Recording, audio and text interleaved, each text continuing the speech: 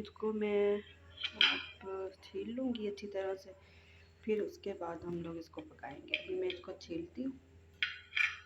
यहाँ पे ये जो है मैंने सारी छील के रख ली है और देखिए छिलका उतार दिया मैंने इसका। तो इसको मैंने अब वॉश कर लिया है, या तो इसको वॉश छीलने से पहले कर लें या फिर उसके बाद। छीलने के बाद इसे इस वजह से वॉश कर लिया था मैंने क्योंकि ना इसमें थोड़ा थोड़ा छिलका रह जाता है, तो फिर वो उससे तरह वो साफ़ हो जाता है वॉश कर लें। अभी इन्हें थोड़ा सा हम लोग इसी तरह ड्राई होने देंगे, फिर हम इसकी कटिंग करेंगे। अगर हम इसको ऐसे ही यानी कि काट के धो लेंगे तो ये पानी बहुत ज़्यादा छोड़ देती है, जिसकी वजह से ये बिल्कुल भी इस वजह से कि ये छीलने के बाद और काटने के बाद इसको धोए ना तो फिर ये पानी बहुत ज़्यादा छोड़ देती हैं, तो फिर बहुत ज़्यादा अजीब सी पकती हैं ये। इस वजह से इसको छील कर फिर इसे वॉश कर लें, फिर इसे थोड़ी देर के लिए छोड़ दें ताकि इनका पानी निकल जाए, फिर इनको काटें और फिर इसको पकाएंगे। अब हम एक देचकी के अंदर ऑयल डाल लेंगे और ऑयल इसमें थोड़ा सा ज़्यादा डालते हैं। तो ऑयल डालने के बाद इसमें मैंने प्याज डाल दिया है। प्याज वही जैसे मैं आपको पहले बताती हूँ कि मैं कद्दूकस करके डालती हूँ, तो वो डाला है मैंने। अदरक लहसुन का पेस्ट भी इसके अंदर डाल दिया और फिर उसके बाद मैंने इसके अंदर मसाले डाले हैं।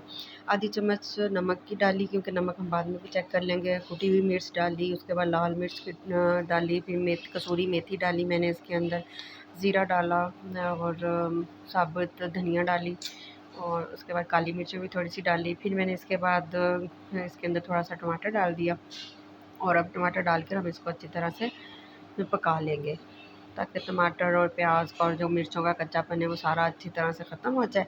और अब हम इसे थोड़ी देर के लिए पकाते हैं।